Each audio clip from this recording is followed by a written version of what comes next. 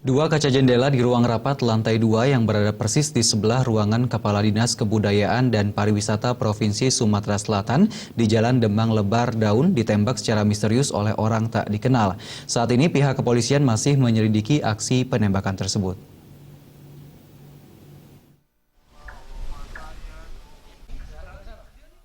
Aksi penembakan menimpa kantor Dinas Pariwisata dan Kebudayaan Provinsi Sumatera Selatan pada 5 Oktober 2015. Penembakan di kantor Dinas Pariwisata dan Kebudayaan Provinsi Sumatera Selatan tepat di jendela ruang rapat, di mana para pegawai Subbudpar Sumatera Selatan tengah menggelar rapat di ruangan tersebut.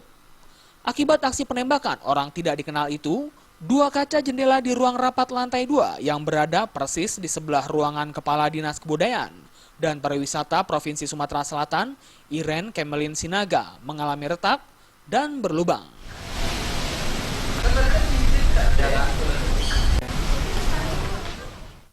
Iren memerintahkan jajarannya untuk melaporkan kejadian ini kepada pihak kepolisian. Setelah menerima laporan tersebut, pihak kepolisian langsung bergerak cepat menelusuri lokasi yang ditembak. Sudut ruangannya yang ditembak satu persatu ditelusuri pihak kepolisian. Tak hanya itu, pihak kepolisian saat ini sedang menyelidiki dan mendalami kejadian penembakan di dua kaca jendela ruang rapat kantor Disbudpar Sumatera Selatan. Dari Palembang, Sumatera Selatan, Reza